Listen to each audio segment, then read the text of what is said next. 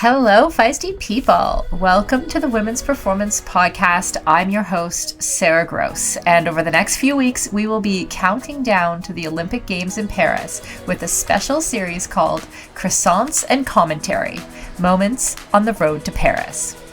Every week for the next 9 weeks, I will be joined by sports reporter and head of content here at Feisty Media, Kelly O'Mara. Kelly and I will unpack all things Olympics. We will talk to athletes, coaches, and other experts about everything from peak performance to nutrition, delivering you all the hype every week. Then, once the Olympic Games begin, we will be recording daily podcasts live from Paris with all the behind-the-scenes info. While we regrettably cannot share our Parisian croissants, we can and will share our feisty commentary. So, pull up a chair, grab an espresso, and let us take you to Paris with us. Kelly, here we are, episode 6, Croissants Commentary. We're just into all of the issues now, Sarah. We're just hitting all the hard-hitting issues of the Olympics. Okay. And this week, mental health. I felt like this had to be a whole episode, and then I was like, oh, I'm not an expert in mental health, and so I'm really glad we have an expert joining us later in the episode. But before we get to her, we did want to kind of talk about why we're talking about mental health. I feel like it's just been this buzzword. We started hearing, oh, mental health, a lot during the pandemic, and then in the Tokyo Olympics, and we've heard it a lot in sports the past few years. But I do feel like people use it as this catch-all term. They kind of mean a wide range of things. Yes. For sure. So what do we mean for the purposes of croissants and commentary? What do we mean by mental health? Well, I think there's two, and I'm not saying right or wrong. I think there's kind of two ways we can think about it. A lot of times when we've talked, you and I both talked to Jill Colangelo before, who's a researcher on mental health and endurance sports. And so there's kind of the whole aspect of are you mentally healthy, right? Are you not overly stressed, not anxiety ridden, and I think that kind of can come and go in the same way that physical health can come and go, right? That's just sort of there are days I'm more mentally healthy than others. But then there's also the actual diagnosable conditions, right? There's ADHD, there's anxiety, there's depression. And then you get to we are seeing high rates of suicide in college athletes. That would be the far end. So I do feel mental health kind of covers both those things, Yeah, it's interesting because I think as my best friend works in mental health, right? And one of the things she's a community, she works as a community nurse, right? So the line that she's working with is is this person's mental health actually stopping them from being able to live a happy life or be a productive member of society, or that kind of bar where you need to get people to that place where they're I was going to say thriving, but that's not exactly it. Where they're getting by, right? And then you have mental health, when we're talking about elite performers, where you absolutely want to be literally at the pinnacle, right? Going to the Olympic Games, you want your mind to be 100% working for you in that moment when your event takes place and how you get to there. And there's that's a vast gap between those two things. And I do feel people have kind of just been using the same term for everything lately. Right. They're mental health is important. And you're that'd be that'd be as if I was saying health is important. Cool. Right? Great. Good insight. Yeah. But there is this element, and we're not talking about this today because we talked more to an expert on kind of the mental health crisis we're seeing in female athletes. But there is the element of mental training and mental performance. And you're saying at that elite level, really getting your brain to be not, I was about to say a weapon, but that's not the right word. Really getting your brain to be a tool, right? A tool you can use well, because so much of sport is mental. But then even before you get to that point, there are all these other actual you have to rebuild some of those pieces before you can get to that point, I feel like. Right. And I also think it's a really interesting line, because it's the kind of thing that can, you can be right at peak performance mentally, right? And then fall off a cliff. Or something can happen. You can be triggered by something can happen, or you can literally just be teetering too close to the edge, right? So it's elite athletes sometimes teeter too close to every edge, right? Yes. Like that's what they do. It's part of being an elite athlete. Like you're pushing yourself so hard and you're figuring out like how hard can I push myself? And that means mentally too. And I think like Simone Biles is like the example obviously everyone uses from the Tokyo Olympics, right? And we say like she pulled out for her mental health, but when you actually look at what happened, she had the yips, and that's like whatever. I don't know gymnastics, but I do understand pitchers sometimes in baseball they'll think about it too hard and they'll suddenly not be able to throw the ball, right? Right. It happens. I've had friends who are like minor league pitchers. And that's what happened to her. It's like you thought about it too hard and suddenly like you could not complete a move that you've completed thousands of times. Mm-hmm. And she decided, and so it's like, yes, that is a mental health issue, but it was also like a physical, like at that point she needed to stop and you have to like go back and rebuild, like start over at the safety issue too. Right. As a gymnast. Yeah. And then I think the real mental health issue though, not the real, I'm saying, of course, that's very real. She needed to stop for her own safety because like if you forget how to tumble in the middle of the air, it could end badly. But then she had this huge, like what I think part of the reason she ended up being this like spokesperson for mental health is because then she had this huge amount of hate and like anxiety for making that decision. And like she had to deal with all of that stress. Yeah. She had like this huge amount of stress then. Yeah. Interesting. Yeah. Which is like, and then she had to like re-grapple with, she's like the greatest gymnast of all time, like all these expectations on her, and she failed, right? Like I'm saying that in quotes. And so then that's a whole nother set of issues that were separate from the, like, she relearned how to tumble like pretty quickly. She's already like the best in the world again. Mm-hmm. It's fine. But then there was that whole other set of like all the stress that came with it. Yeah. Yeah. Yeah. Kelly, have you ever had like a mental health challenge related to sport? I don't know if, obviously I have laid down on the side of the road and quit races, which I feel like is a mental, like when you do that, something's not going on well up there. But I will say what happened for me that I've told a lot of people is like 2020 was a really rough year for me. Like a lot of people know that.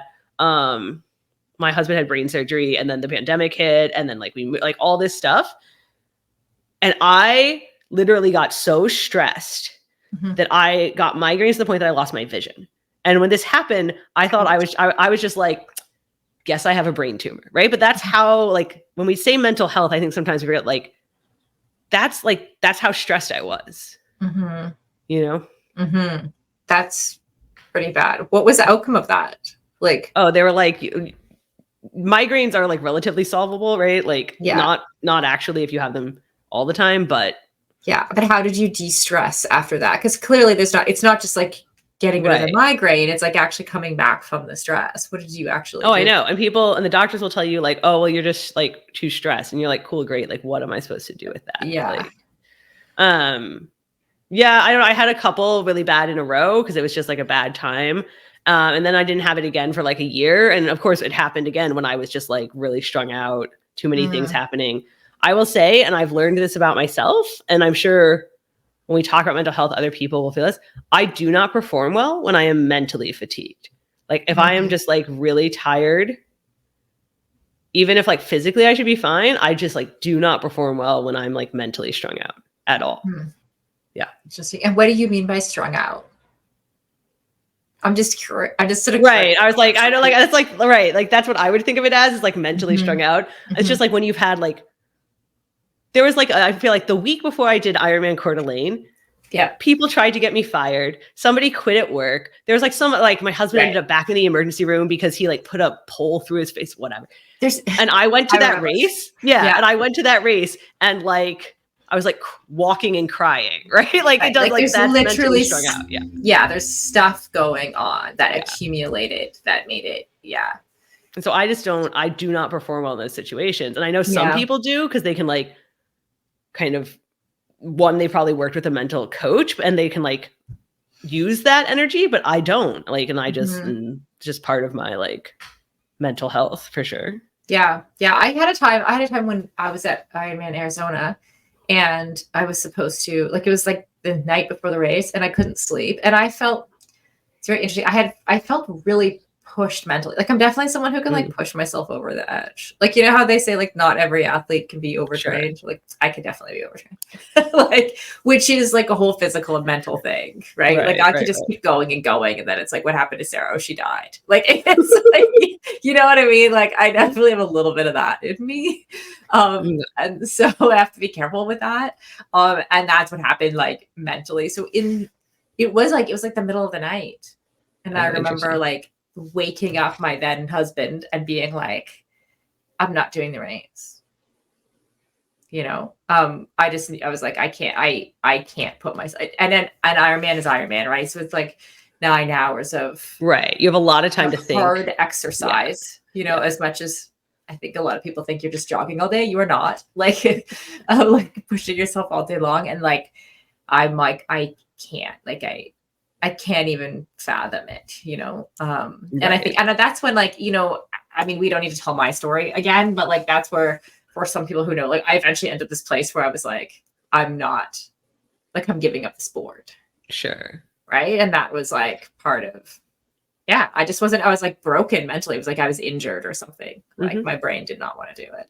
And it's like fascinating. And like we said, like, or kind of like we said, like there are a lot of times in races, like I just needed to eat more, right? Like there is like this weird, fascinating combination of you can rebuild that kind of like day-to-day mental health. But then of course there are these like actual diagnosis. Like my mom was diagnosed with OCD. My mom had OCD my whole life growing up. That's a real like thing, right? Like that's not like, oh, if I just like sleep more and eat healthy, like it'll go away. Like, no, that's not what happens. Right.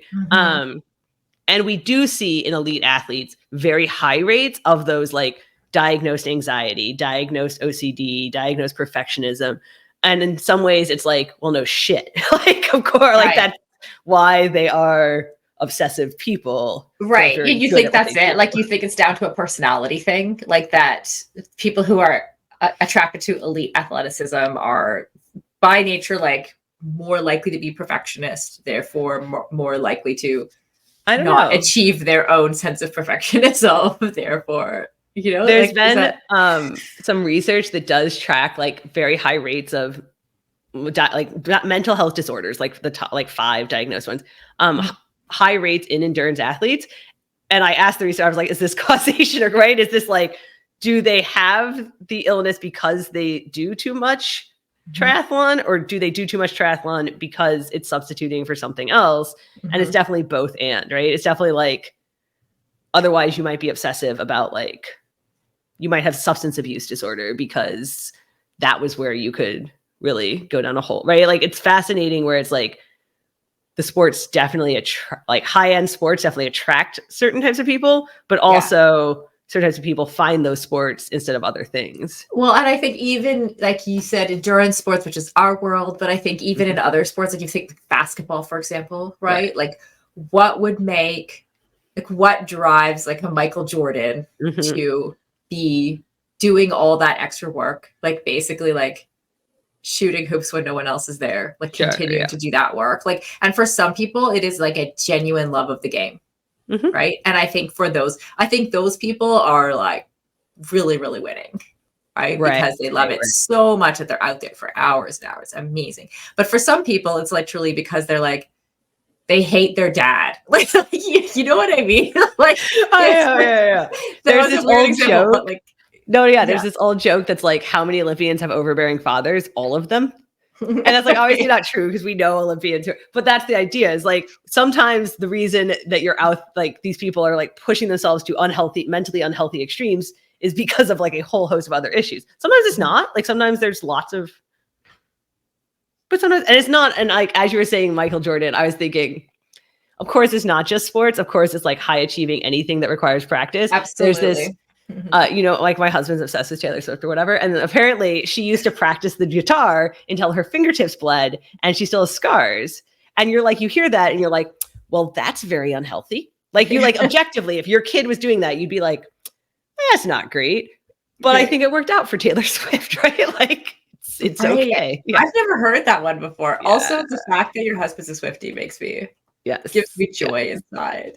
But so I do think there is something to the people who want to be the elite, the Olympians, the gold medal, like they're not like low-key laid back people when it comes to performance, right? Yeah, like the obsessiveness has to come from somewhere. Mm-hmm. And sometimes it can come from a lot of different places and can lead down dark roads. That's true. Do you think that like that mental health issues disproportionately affect female athletes? That seems to be what we're starting. I mean, it's now I think there's still like we're not totally sure why, but we do know particularly younger female athletes, like they have higher rates of like sexual abuse and harassment. So they have to deal with that. And that certainly can create some like mental health issues. They have like different societal pressures, right? And they're reporting at really high rates. Like when you look at NCAA surveys, college female athletes are reporting at very high rates like depression, anxiety, like, and we are seeing, and I know this because I've had these conversations. I know there are some old school people out there who are like, the kids, they just need to toughen up. But we are seeing very high rates of suicide in college athletes, right? Like, and so there is something for sure to like what is happening with the girls, right? Like what is happening with our female student athletes, you know? Mm-hmm. You're like, I don't know. I don't know what's happening. I mean, I wish I knew. I mean, my brain, you could tell, Kelly could tell my brain goes blank. I'm like, I have no answers for this. And like before the show, you had sent along a couple articles to read as you do. And I got very into that story of the Maddie NCAA. Yeah. Who like essentially jumped off a parkade, like, and the knife, like that was tragic. Like I feel a little like traumatized by it. And she was one of like, there was, I mean, 5 or 6 is not a huge number in the scheme of like the world, but there were 5 or 6 high profile female student athletes who seemed like they were excelling, seemed like they were doing all these like very right, like seemed super happy that committed suicide, kind of that same time period. And so I think it left a lot of people being like, what's going on, right? Like, why have we just like not equipped our female athletes with the right tools? But I also think that's true to a degree. Like we are not equipping all of our young female athletes with the right tools, but there's also something larger and systemic happening here with like social media, with societal expectations, with like all the pressure we're putting on them, all of that. I was going to say the pressure, like it's pretty easy to see that the screws are tightened a little harder around college sports, like since I was in college, for example, in that generation, and like it doesn't take that much. So it's like a slightly more pressure creating slightly more mental health challenges, you know, for the top athletes. That kind of does make sense. There, that story about Maddie Holleran, who was a runner and soccer player. I talked to the author who wrote a book about it, and I talked to her family, talked to a lot of experts, and there's very much something here to the whole like the youth industrial sports complex these days. Like since certainly since you were a kid, since I was also a kid, that now it's like you're in very intense sports by the age of like 7 or 8 or 12, and you never really get a chance to like figure out, do you even like soccer, right? Like you get all the way to college and you've been told like, this is like, we've put so much money and time and this is your thing. You are a soccer player. That's what you are. You're in the newspaper, your picture, and then you like get there and you're like, I hate this, right? Like, and everyone's like, just tough it out. College is hard for everybody. And you've never had a chance to be like, there was never an off ramp off that train. And it's just like run away from you now. Right. And I think that you're seeing that happen like a lot. Yeah. Sure. Yeah. I can see that. We do have an expert this week that we talked to about mental health and performance, Sarah. We do. And she is one of my close friends, actually, Danelle Kabush. Full disclosure. But she's incredible. I actually like lean on her for advice all the time. But she is a sports psychologist. She has her PhD in sports psychology. She's the program director for the Masters of Counseling program at City University. She's also been a mental performance consultant for the Canadian Sport Institute. She's worked with multiple Olympic teams, anything from speed skating to rowing, triathlon, mountain biking. So she's really worked across the gamut of athletes. So yeah, full of wisdom and excited to hear from Danelle. Have she ever helped you with your mental performance? She helps me actually now. She, like, as an athlete, we were athletes together. You know, like I used to race against her in 70.3 races sometimes. And actually we didn't know each other that well then, but she actually helps me a little bit with some like strategic team management type things with Feisty. So because she's running this Masters of Counseling program, she also has like a team that she manages, right? And she has all the clinical psychology training and pieces, and she has all the sports performance and mental performance type pieces. So she's like at this really sweet intersection, especially for me as her friend, of like understanding like some of the things that I need to work through and talk about as a business owner. So yeah, pretty cool. Yeah. So me and her talked a bunch about mental health and kind of the intersection between mental health and physical health and mental performance in sports and how those aren't all the same, but they kind of are. They're kind of related. So I hope everybody learns something. All right. We have Danelle Kabush, a mental performance consultant who's worked with a whole bunch of the Canadian teams, right? Like rowing, mountain bike. Who else have you, like, what kind of athletes do you usually work with? Yeah, I started out mainly in winter sports. So I was living in Alberta, Calgary, Alberta. So it was a lot of short track speed skating, long track speed skating, biathlon, cross country. And then when I moved back to the West Coast here in Victoria, we have what's called the Canadian Sport Institute. So that's where national teams are often housed or train out of. So that's when I started working more with summer sports again, like athletics, cross country, mountain biking, triathlon, and primarily rowing while I was still working there. Yeah. And so, I mean, obviously these are like high performing athletes. And so I'm sure they've always been, mental performance has always been a topic for them. But I feel like now it's kind of trickling out to the general public, and we're hearing more and more about mental health in sports, keeping ourselves mentally healthy in sports. Are you hearing more? Like, is that just my perception? Are you getting more people coming in? Is it good that we're talking about it more? Or is it? Yeah, I think so. I think so. Okay. Definitely good. I think maybe it's the internet or social media. Right. There's a lot more awareness, right? So, if you used to be in your own little bubble or community and you just had your one coach and it was kind of dismissed or not talked about, or there's a lot more stigma. So I think there is more general awareness, which is a good thing to have those concerning conversations when you notice things are off. And it is trickling down. Like when I was first working in Calgary, 20 years ago, I remember moving there and being like, oh, this is amazing. Like all the athletes, the winter sports there were ahead of other athletes in the country at the time, where it was really normalized to go see the team sports psych or mental performance consultant.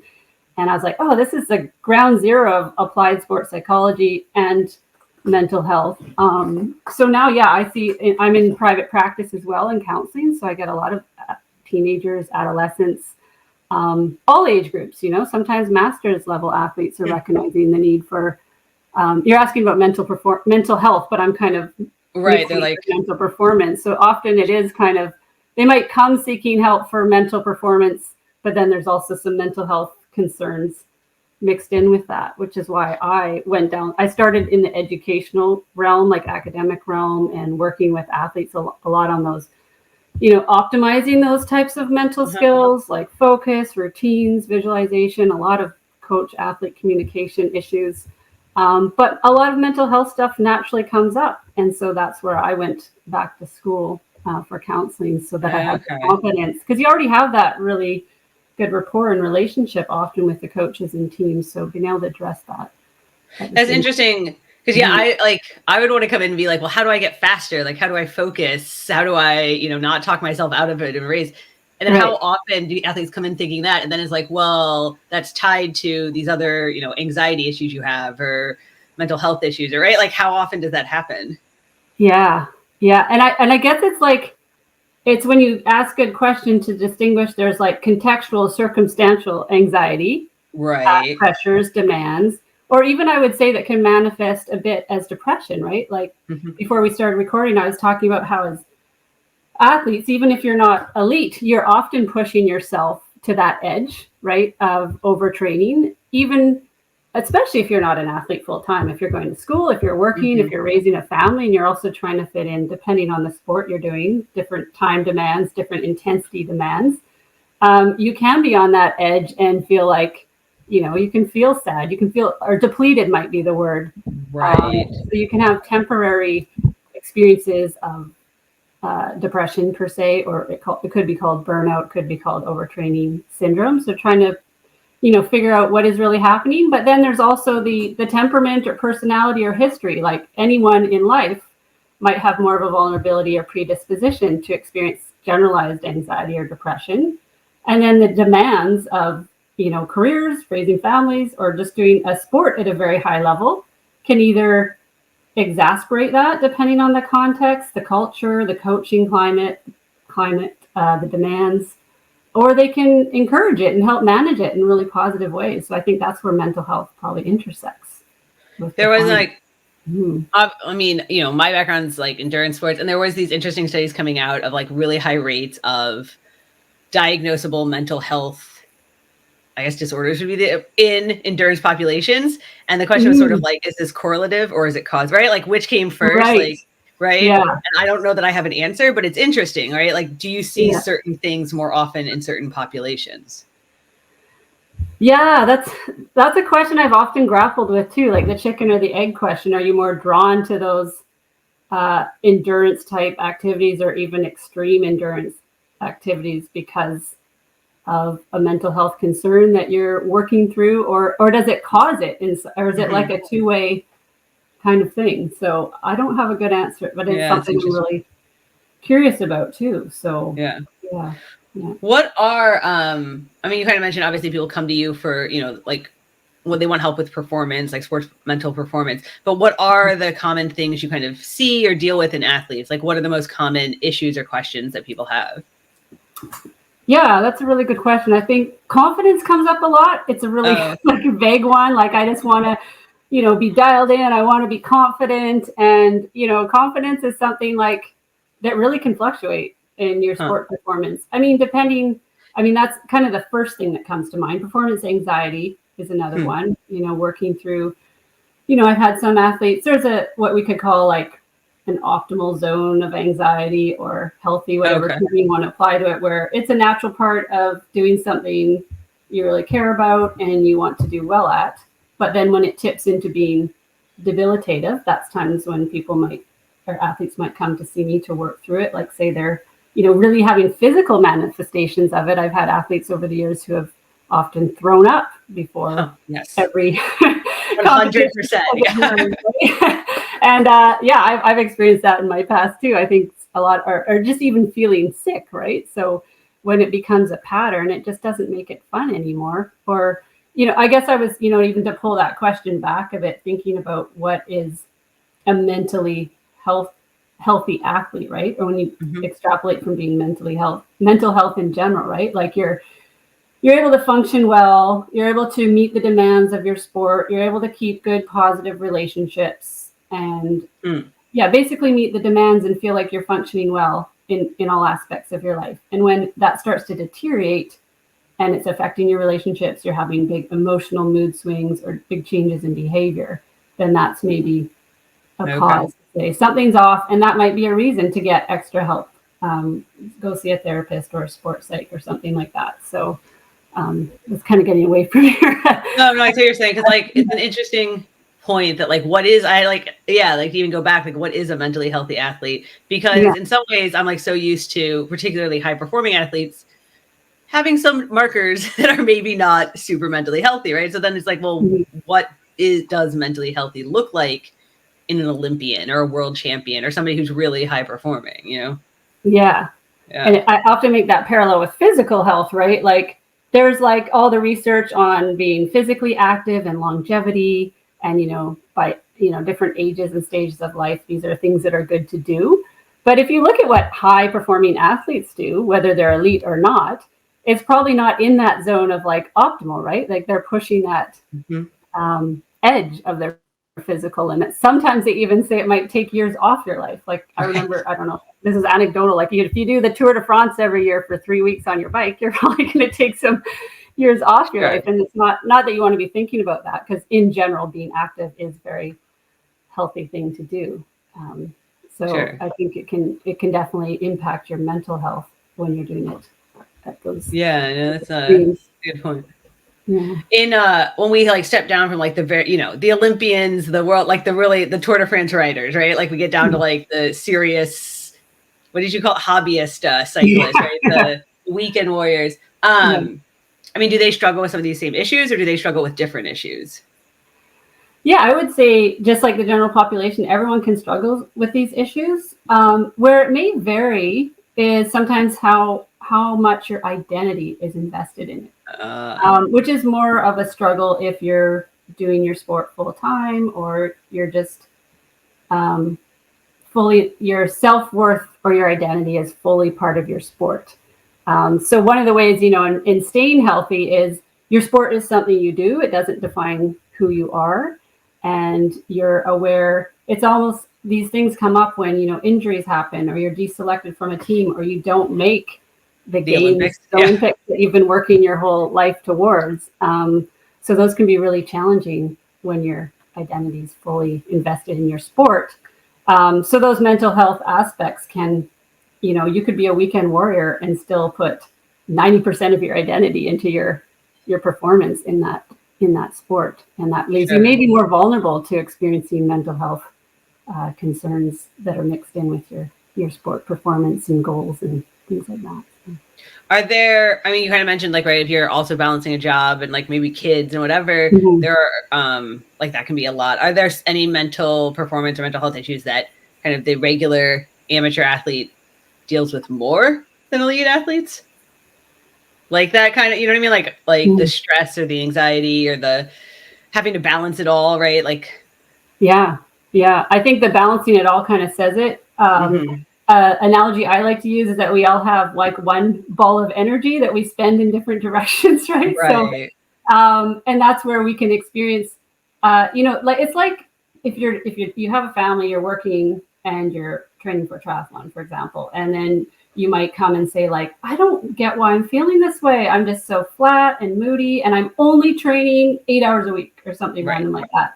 But we have to remember that you can be, it's not always just how much you're physically pushing yourself, right? Like you might be feeling that way because your work is really stressful, or your primary relationship isn't working very well and there's a lot of stress there, or you're raising kids and you're having difficulties. So all that's going to impact not only your performance, but your well-being and your mental health as well. So I think it's important to part of, that awareness that we were talking about in the beginning is recognizing all those outside factors that can still impact your mental health / performance.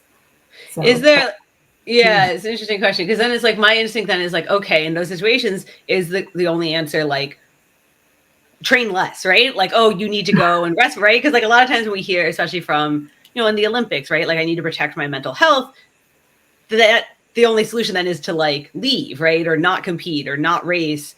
Is that or are there other techniques here to deal with it?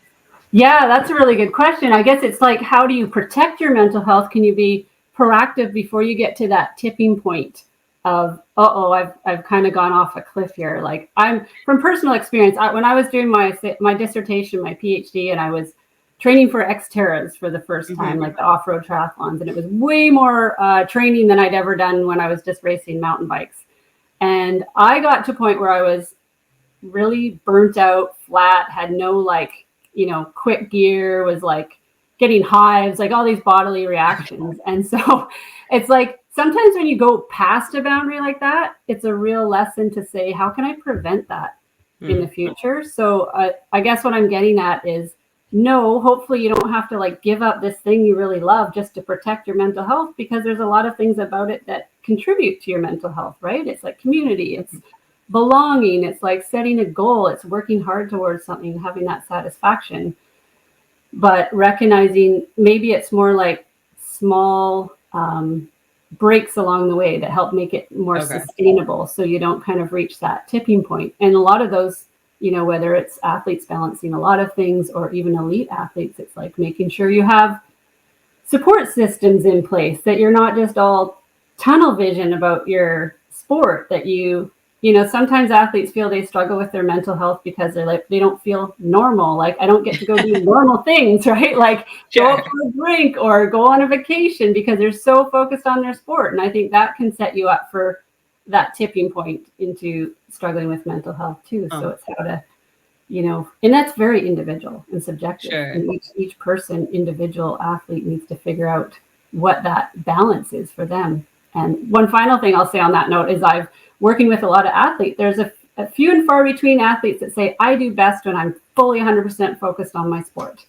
So even if they can, and they're in a place where they're able to do that and capable of doing that, most people do like to have other things going on that almost takes the pressure off too. Yeah.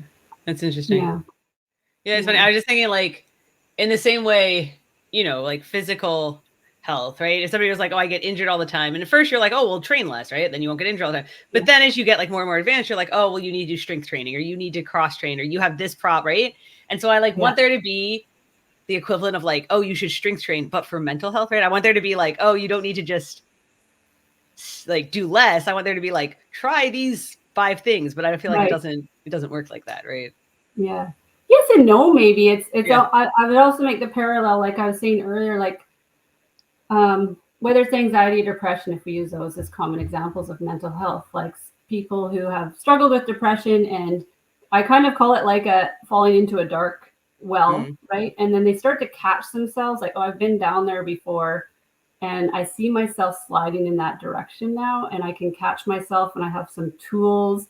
I know I have some supports to reach out to, or maybe it's like an activity like mindfulness or something that kind of keeps them from falling deeper. So maybe it's the same with physical activity and protecting your, not only from injuries, but your mental health and wellness, which also correlates with performance, right? Because when you're feeling good and you're able to push the way you want to push, then and when you're starting to kind of go down like, oh, I'm struggling just to get to the gym or lift those weights that I used to. What do I need to either pull back on, like you said, do different, add in, or I often use my own phrase is variety is the spice of motivation. Because think when I think of some of the athletes that I know, my brother is in that mix, who have been doing their sport for so long and still enjoying it. It's not because they've done the same thing over and over, right? They've done a variety of different things and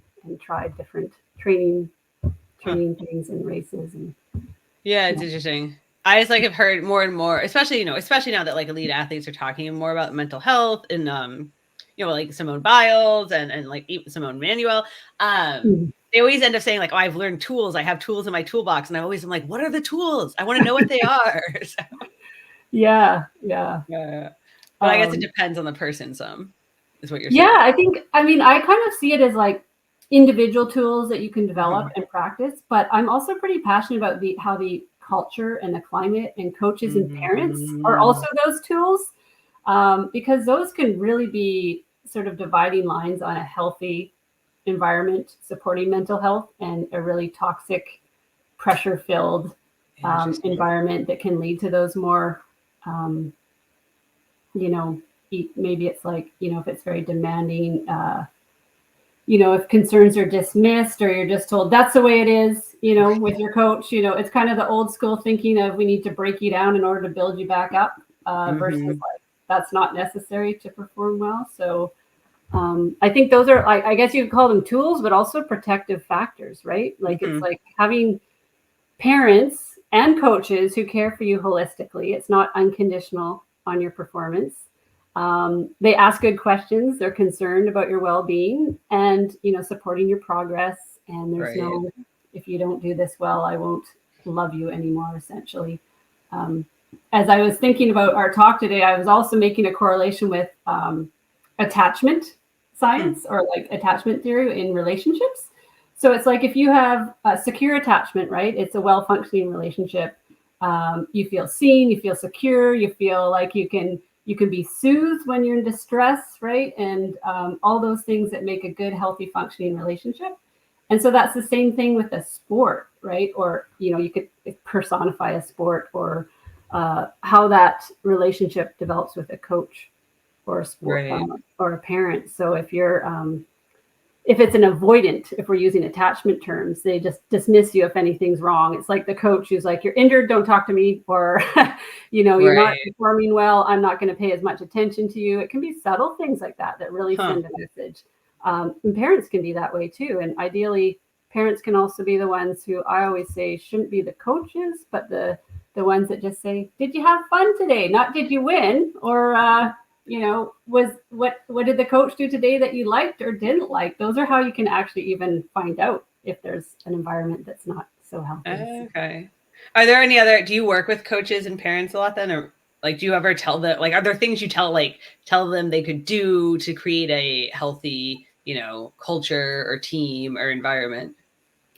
Yeah, I've definitely done some parent workshops, like on parenting athletes. So those are things like that. Like, how do you talk to your athlete about their sport? How do you, check in with that culture to make sure it's a healthy one?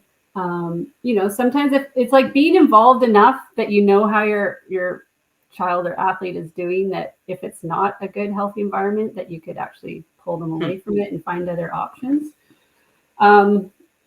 Coaches too. I mean, when I was working more involved with teams, that was part of the job, is being there for the coaches as well as the athlete. And unfortunately, I've worked with some not so great coaches, and I've kind of seen the really great coaches, and there's pretty drastic differences in how they treat their athletes, how they talk to them, how they check in with them, and I think they really set the culture and the tone of the environment. It's difficult working with the more challenging ones because it's harder for me to change it as a somewhat outsider coming in trying to support, because they really set that culture. So.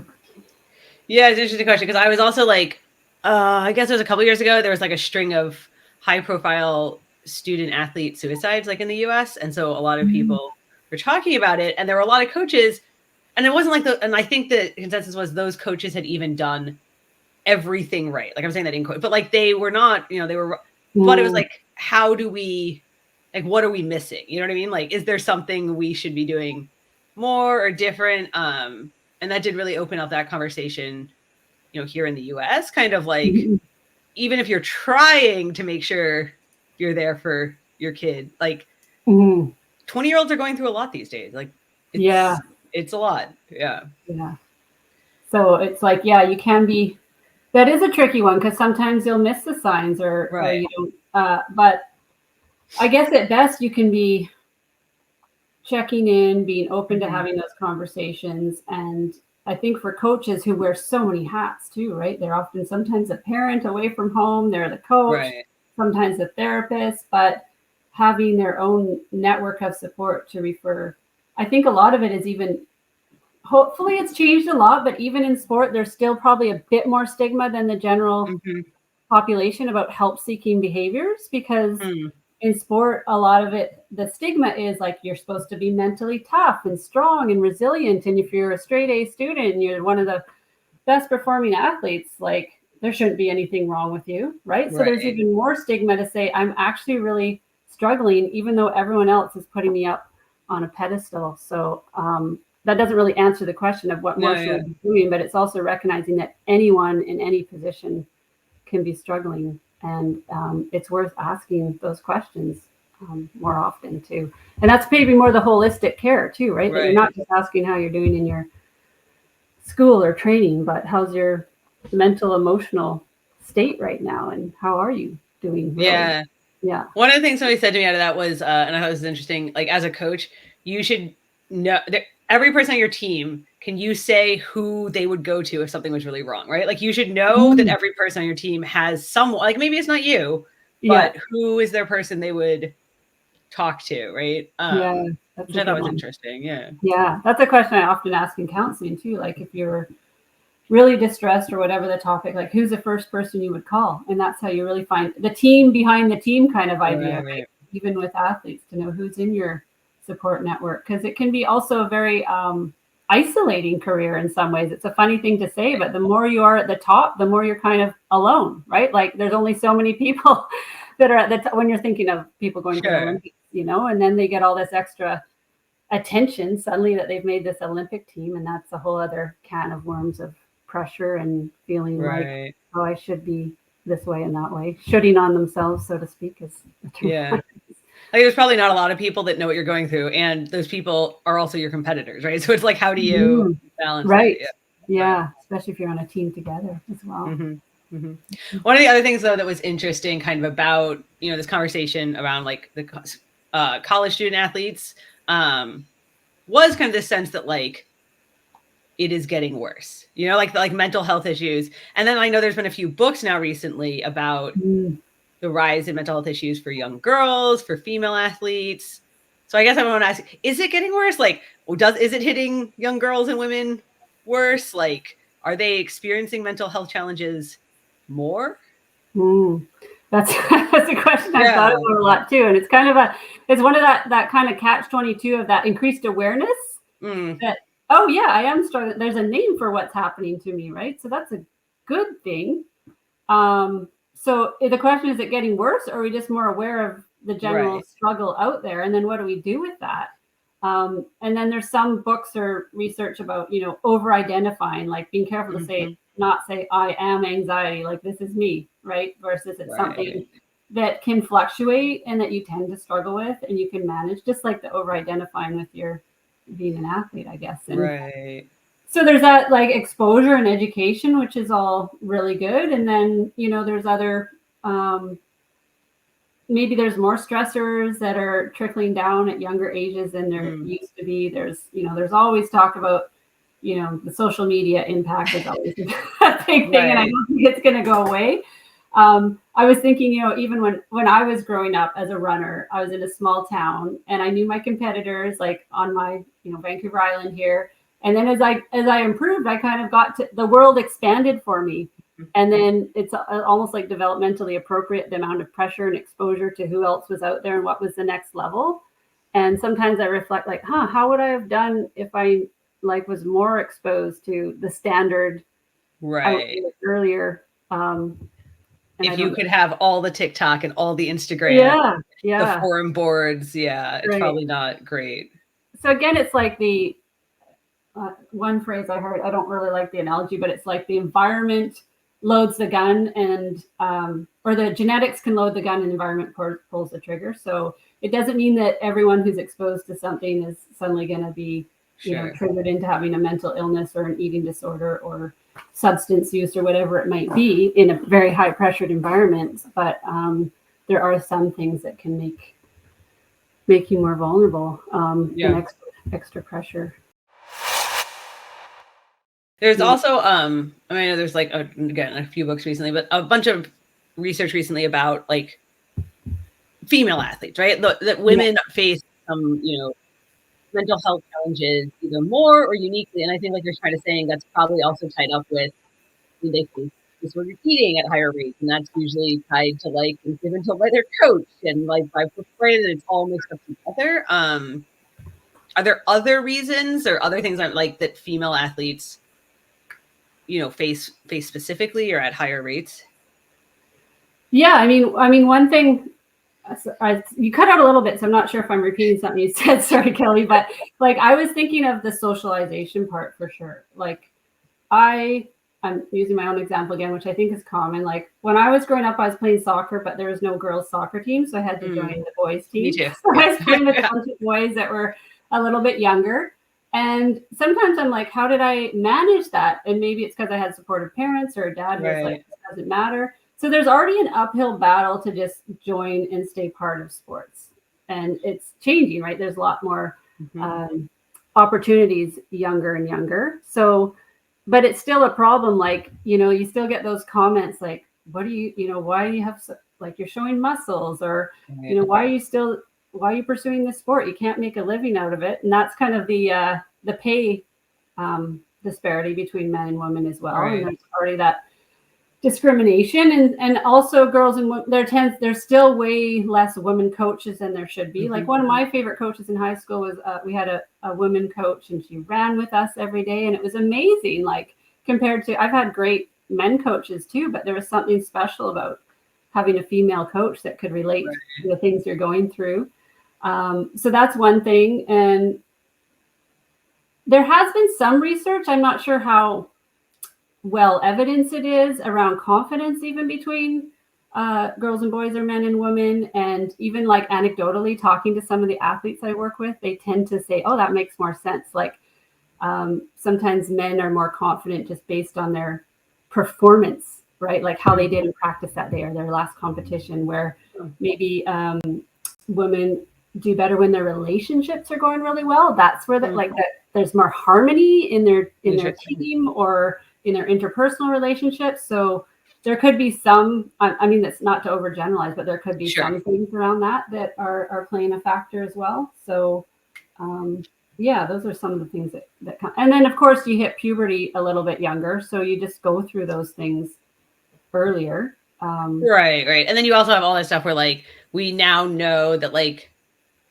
young female athletes, their training trajectory is different than male athletes, right? But they feel like they're bad or they, they should just eat less and then they'll be faster. And then that also is closely tied to like depression issues and overtraining, right? And we know that's like this vicious cycle, right? I mean, we know, but we still do it, right? Like, yeah, exactly. Yeah.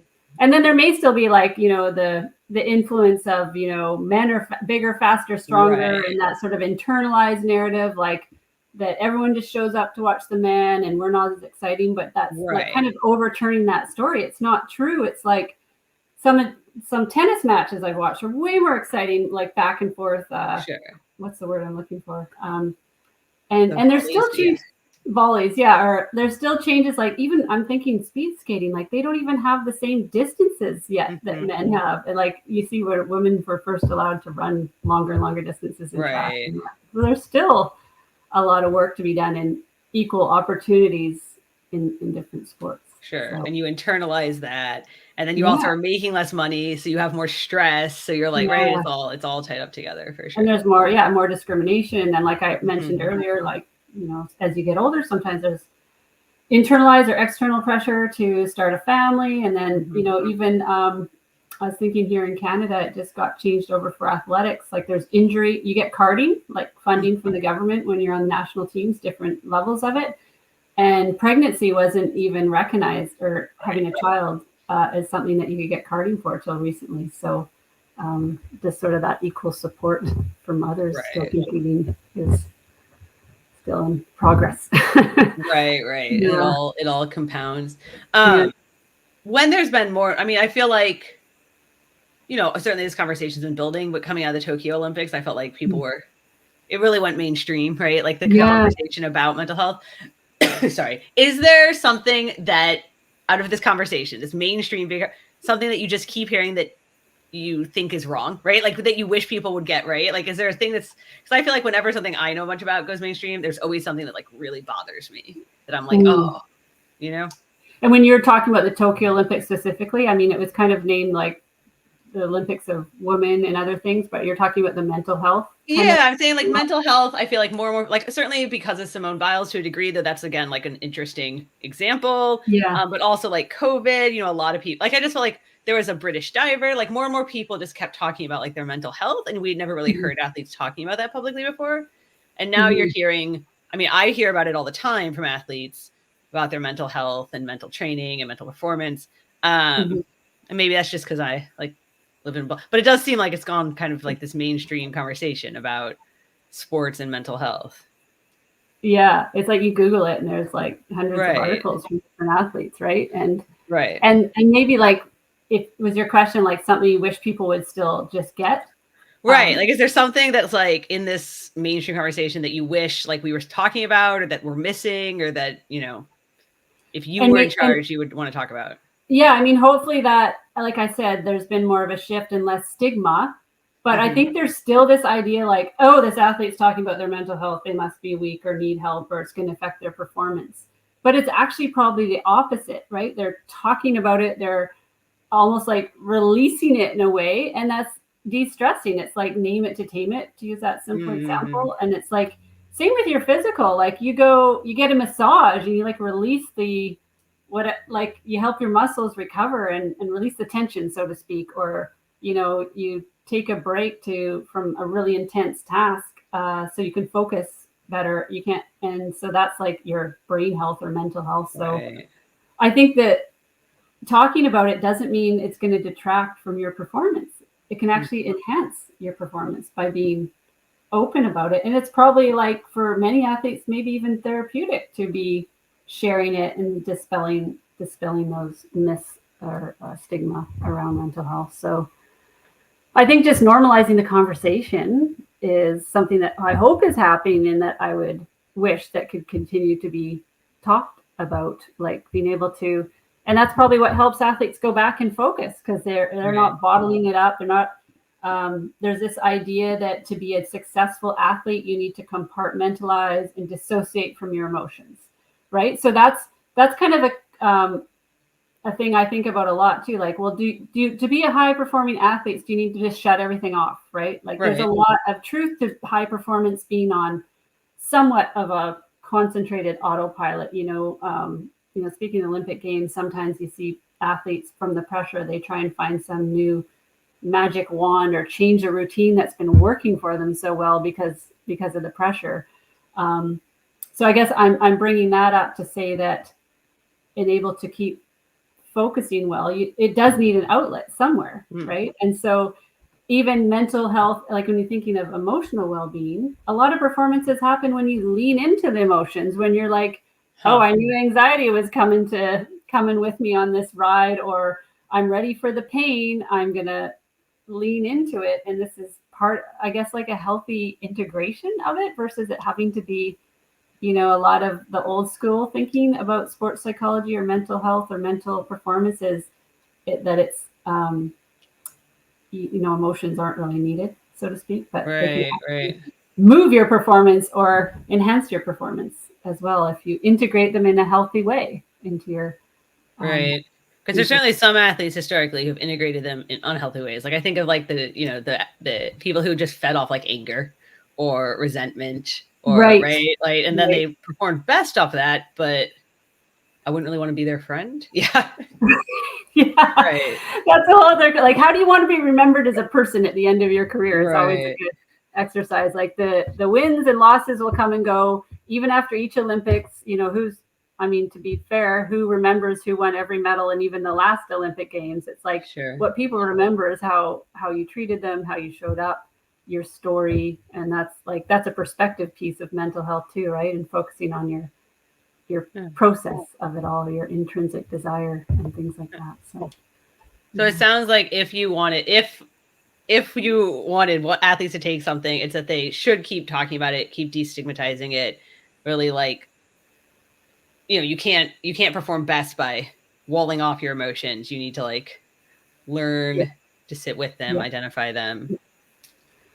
Maybe a simple way of putting it too, it's like, if you're feeling sad, whether it's frustrated over performance or sad, you're grieving something in your life, if you never gave it space or gave time to it or titrated into it a little bit, it just wouldn't get a chance to process or resolve or kind of move through your body, right? So it's the same thing with emotions and mental health for sport. And maybe that's part of talking about it a bit here and there, or journaling about it, or going to therapy, or having a conversation with your coach as appropriate, are ways to titrate into keeping your emotional health at a good spot, so that you can go focus on those, I just got to perform in this moment, and block everything out. It kind of it frees you up to perform in a healthy way. It doesn't have to come from a chip off the block.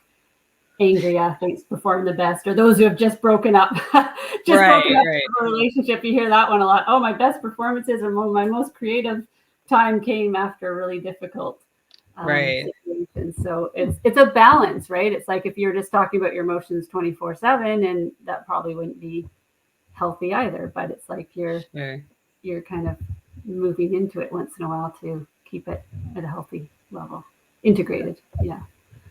Just to finish up, do you feel like do you feel emotionally healthy? Like, have you used these techniques on yourself to perform better? Or do you have to, like, go see somebody else to help you? Yeah, I'm not, well, I'm, like I said, racing these days now, but definitely I'm always aware of them. Like, I think, the skills that athletes develop apply to so many different things. So, now that I'm working more than competing, the same skills apply, right? Like, don't overdo it. Take breaks, like Right. move your body as much as you're sitting down. It's like, that's all what I call the balance of mental health too, right? Have social circles in different areas in your life. Don't make it all work. Don't make it all sport. So those are kind of the tools that I think of. And Okay. yeah, and listening to my body too, right? That's another kind of myth sometimes at high performance. You just have to shut off your body, and that's not always healthy too. That kind of preventing that tipping point into burnout is also, being listening to your Right. intuition as well, and what that's telling you. So it's, Right. Interesting. Yeah, I feel like there's probably a lot. I mean, we would probably keep talking, but I know there's so a much lot to talk say. about on the topic. Yeah. Cool. Well, thank you so much for coming and chatting with us. And I hope our listeners got like at least a couple tidbits in there that they can like think about for their next, performance or race. So Great. Thanks for having me. It was really fun. Yeah, I could talk all day about this stuff. So